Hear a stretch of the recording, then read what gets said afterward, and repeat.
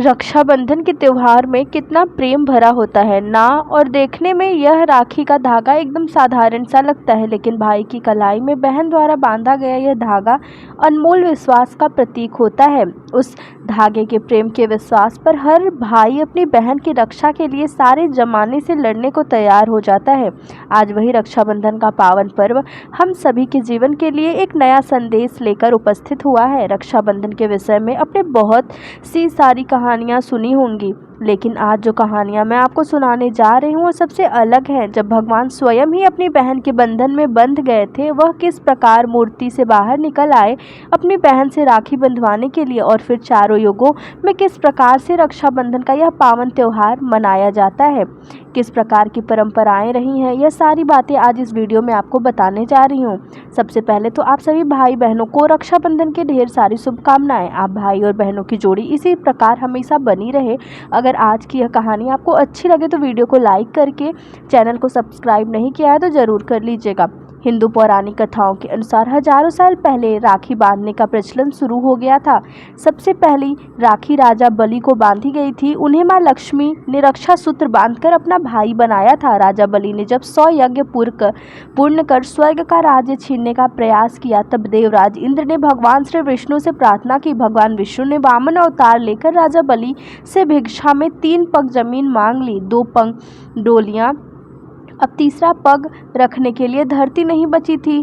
तब तीसरा पग देने के लिए भगवान ने राजा बलि से कहा। राजा बलि तब समझ गया कि वामन रूप में दिख रहे यह भिखारी कोई साधारण भिखारी नहीं है। तीसरे पग के रूप में राजा बलि ने अपना सिर भगवान विष्णु के आगे झुका दिया, जिससे भगवान विष्णु राजा बलि की भक्ति से प्रसन्न हो गए और वरदान मांगने को कहा। तब राजा बलि ने मांगा कि भगवान स्वयं उसके दरवाजे पर रात दिन खड़े रह। ऐसा होने के बाद भगवान विष्णु राजा बलि के पहरेदार बन गए। कहा जाता है कि ईश्वर बैकुंठ लोक में जब बहुत दिनों तक भगवान विष्णु वापस नहीं लौटे, तब माता लक्ष्मी ने राजा बलि के पास जाकर उन्हें रक्षा सूत्र बांधा और अपना भाई बनाया।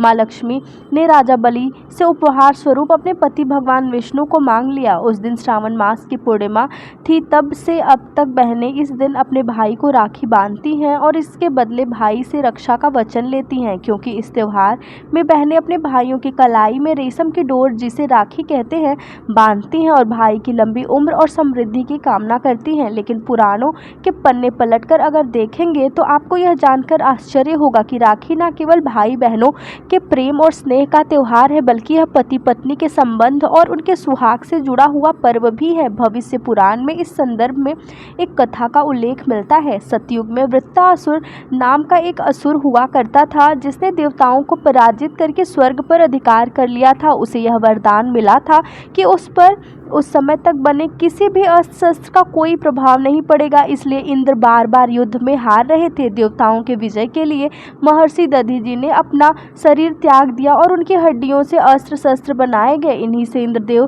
का अस्त्र वज्र भी बनाया गया। देवराज इंद्र इस अस्त्र को लेकर युद्ध के लिए जाने लगे तो आज्ञा लेने के लिए सबसे पहले अपने गुरु बृहस्पति के पास पहुंचे और कहा कि गुरुदेव, मैं अंतिम बार वृत्तासुर से युद्ध करने जा रहा हूँ। इस युद्ध में मैं विजय होऊंगा या फिर वीर गति को प्राप्त होकर ही लौटूंगा। देवराज इंद्र की पत्नी सची अपने पति की बातें को सुनकर चिंतित हो गई और अपने तपोबल से अभिमंत्रित करके एक रक्षा सूत्र देवराज इंद्र की कलाई में बांध दिया। जिस दिन इंद्राणी सच ने देवराज की कलाई में रक्षा सूत्र बांधा था, उस दिन श्रावण महीने की पूर्णिमा तिथि थी। इस सूत्र को बांधकर देवराज इंद्र जब युद्ध के मैदान में उतरे तो उनका साहस और बल अद्भुत दिख रहा था। देवराज इंद्र ने देखते ही देखते वृत्तासुर का वध कर दिया और फिर से स्वर्ग पर अधिकार कर लिया। यह कहानी इस बात की ओर भी संकेत करती है कि पति और सुहाग की रक्षा के लिए श्रावण पूर्णिमा यानी रक्षाबंधन के दिन पत्नी को भी पति की कलाई में रक्षा सूत्र बांधना चाहिए। भारतीय परंपराओं के अनुसार पुरोहित भी रक्षा सूत्र बांधते हैं।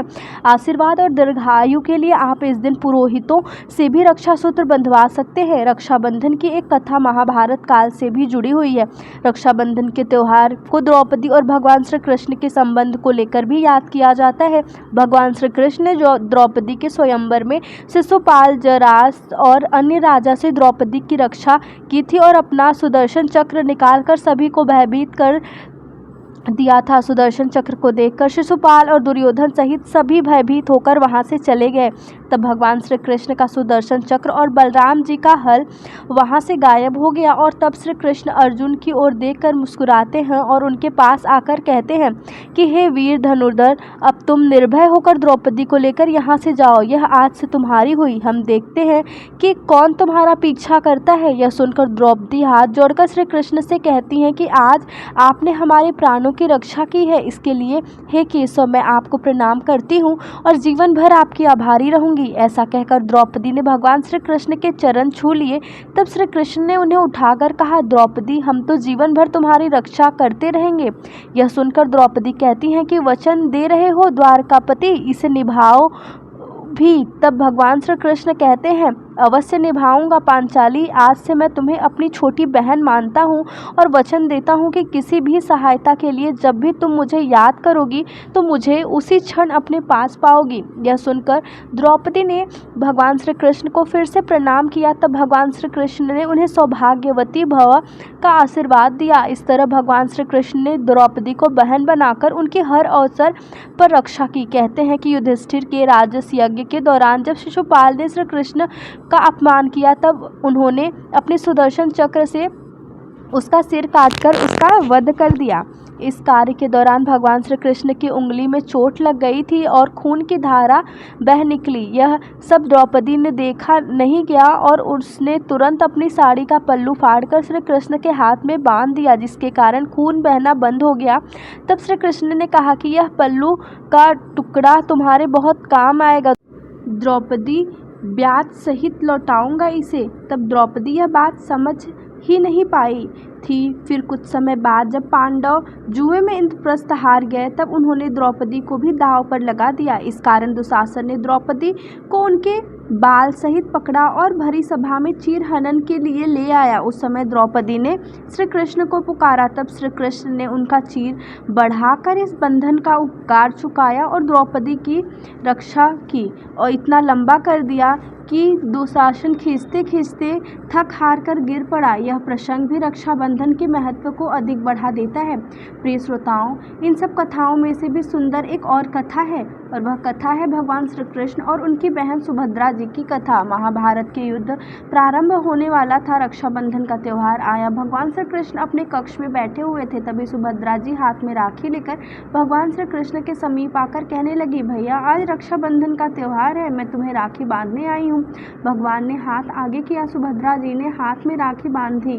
तब भगवान श्री कृष्ण कहने लगे, बहन आज तुम्हें जो कुछ भी मांगना है वो मुझसे मांग सकती हो। तब सुभद्रा ने कहा, भैया अगर कुछ देना ही चाहते हो तो यह वरदान दे दो कि मेरे सुहाग की रक्षा करना।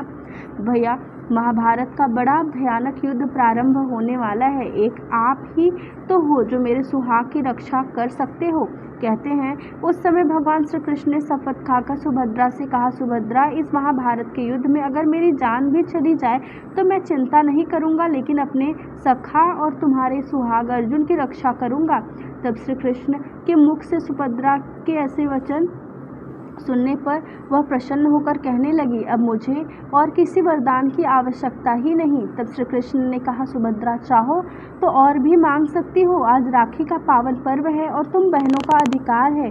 तब सुभद्रा ने कहा, भैया कुछ देना ही चाहते हो तो मुझे वरदान स्वरूप चारों युगों में आप मेरे साथ ही रहो, यह आशीर्वाद दो। तब भगवान श्री कृष्ण ने सुभद्रा को वरदान देते हुए कहा कि हे सुभद्रा, मैं और बलराम चारों युगों में तुम्हारे ही साथ रहेंगे। भगवान का यह वचन सत्य साबित हुआ।